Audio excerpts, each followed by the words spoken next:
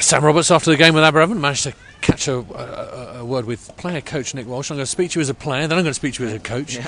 Playing wise, they're ugly, aren't they, down in Wales? They bring a hard game. Oh yeah, look, fair play to them. They came here and they slowed our ball up and they lived right on the edge. I think sometimes over it, and it became very frustrating because we were trying to play. I don't think we got much help from the referee, and I don't care about saying that, but I don't think we did, and it became very frustrating for us. And I'm not saying we didn't make mistakes, because we did, and we dropped a few sort of opportunist passes and stuff, but it just made the game so fragmented. We couldn't get any rhythm. It's just generally very, very frustrating, and the guys are very frustrated in there. But we got the win in the end. So we've come against sort of all the against everything, and we sort of come out with a result, and we wanted to win, and obviously we'd like to have won a bit more, but there we go. Well, you can only beat the side that's sort of in front of you. You can only beat the weather that comes down. It wasn't very difficult for sort of 20-30 minutes of the game. But also, I suppose that win is the most important thing. Getting wins and getting that momentum going, getting performances like that and getting over the line is the most important thing at the moment. Yeah, that's exactly what we wanted. We said we wanted to win, and these next sort of, then, what are we, Barbars on Tuesday, we're putting out a very good side, and we're going to go and win that, or try to go and win that, and then we have Moseley, then Rotherham. So we're really building for these playoffs, and sometimes it's good for character. It doesn't go all your own way, and I said you've got to give them some credit. They did come here and they did try and mess up, and I think they were offside a lot, and they were rushed, and it just wasn't picked up. But we sort of came through it. We did have other opportunities, but again, sometimes our handling let us down, and but it's just one of those days. I said to the boys at half time, I said this is when you see sort of what you're made of, really, because when things are not going your way, and the referee's not helping you, and they're getting away with murder, this is where you say, right, well, the fancy game plan or whatever goes out the window. You just got to work hard and try and get a result, and we did in the end, which was pleasing, and so. From a coaching point of view, these games, I mean, you've mentioned them there, the way that we lead up to the playoffs. Do you have a plan for each game as it sort of is? I mean, because I know in friendlies, pre-season friendlies, before it gets all serious, you can kind of think, well, I'm going to use these players then and that players. Is that it? Or are you sort of more on the hoop, more on ad hoc as the games will occur? No, we sat down as a coaching group, and we thought heavily about these next 4 games, and we basically said to the guys, look, everybody's got a chance to hold their hand up, because coming to the playoffs, coming to definitely Rotherham, we'll be putting out our best side, which we feel will take us into the playoffs. So there's still 2 more games to go, and we want people to put their hands up, and we've made that known to the guys that's what we're doing, and so everybody gets a chance, because we've got a good squad. There's not a lot of difference between guys who come in and out and stuff, so everybody can hold their hand up. So that's what we're doing, and there'll be some changes for the Tuesday game.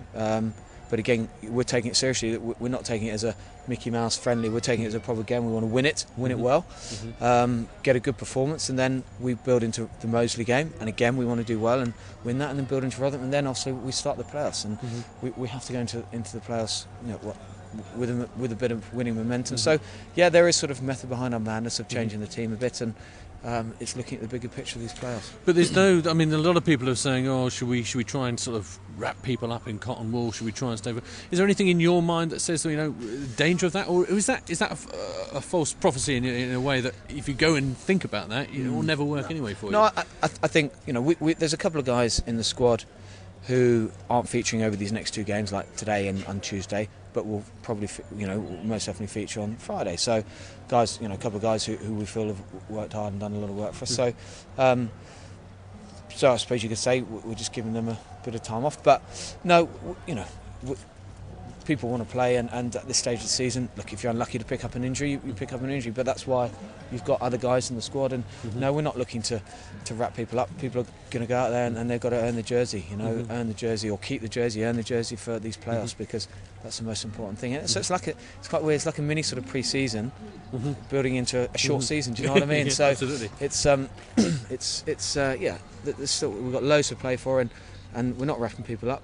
we're just giving people opportunities. I won't keep you too much longer. The England game has started. I know you'll be keen to go and support England in that. But just one thing about the way that the playoffs is sort of set up. Are you kind of happy with the draw that we've got and the way that it's worked itself out?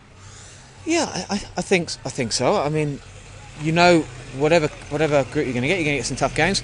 I think I know we've got 3 quite long trips, but 2 very long trips. But I don't think that's a problem for us, because what that means, we'll go overnight, and especially to Pirates and Plymouth, if it is Plymouth, I think it will be. That's my hunch. So, and sometimes that's good for us because we're a part-time side. We don't get to travel overnight that much, and sometimes it's good for us to be overnight together to get the sort of repartee going, and then the banter going, and then we wake up in the morning, we're still all together, and we can go for a walk around, whatever, together, and it just builds that togetherness, and sometimes we've gone alright like that. So look,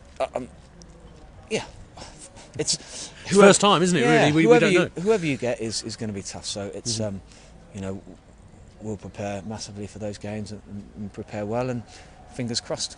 Okay, well, try and enjoy tonight. Well, I'm sure you will. And prediction on this England game? Put you on the spot now because it's going on. This will go out after the result has happened. I don't know what the score is so far, but I'm going to sneak an eye and win by 2 points. Thank you very much, Nick. Enjoy it. Thanks, Sam. Cheers, mate. Sam Roberts at Goddington Road after the game in the British and Irish Cup with Aberavon. I've managed to grab a word with Dan Seal. That was a little bit of a bruising encounter. They threw a fair few things at us. Yeah, definitely. It's obviously a Wales England contest. They obviously were up for it when they come here. Both teams haven't really got a lot to sort of go for, but they come here and give us a sort of a stern test, and that, especially in the forwards and that. So, how important was it to therefore come away with a win against a side like that? Definitely important. I mean, the next 3 games we've got, I know there's not a lot to play for, but going into like 2 weeks' time, we've got the playoffs to come, so it's important to sort of get a good momentum going and get on the winning streak, and we did that eventually today. So yeah. There was a few times that you were having a few close exchanges of words with some of their players. Yeah. Is it one of those things that sort of starts in a game and right from the off it's going to happen, or is it something that sort of sparks and you just have to go with it? I think I kind of sort of it builds up. I think through the game, but like I say, there's always a Wales England encounter, so it's not going to be pretty. Okay. So yeah. And what about the remainder of the games? We've got Moseley, we got Rotherham. Are you enjoying this prospect of sort of having these games to sort of get ready for the playoffs? Yeah, I think it's important for everybody in the squad.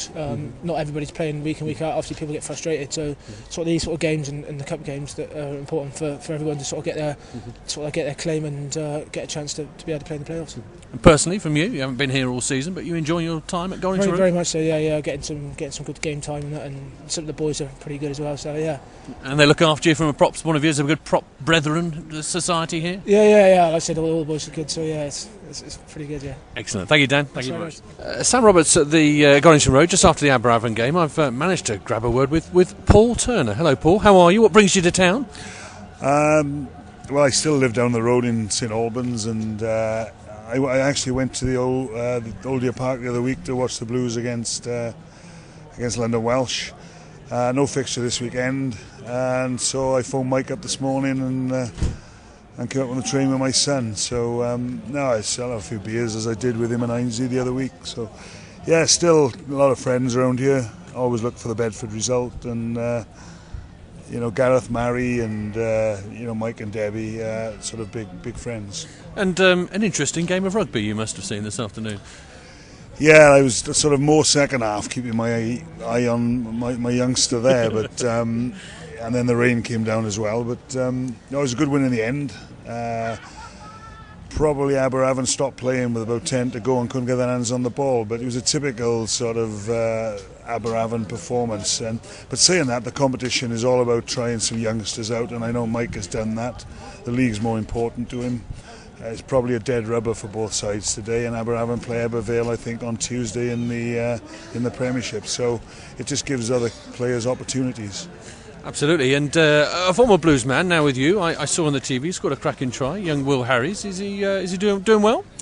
Yeah, he's taken his opportunity in the LV. We always knew he was a good player. I seen Will when he played for Bedford, and obviously he was on loan from Northampton then, but we took him on sort of full time, and I think he's just about to sign another new contract. But yeah, it's all LV a little bit like British and Irish Cup for us.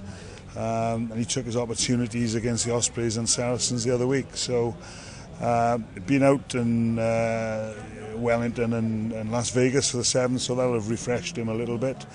And he had a good game in Ravenhill, a week Friday ago. So yeah, it's a good future for Will. And I always kept in touch with Mike regarding his progression, because Will always wanted to return to Wales someday. Well, always good to see you. Thank you very much for your time, and enjoy tonight. Oh, it's a pleasure. Thank you.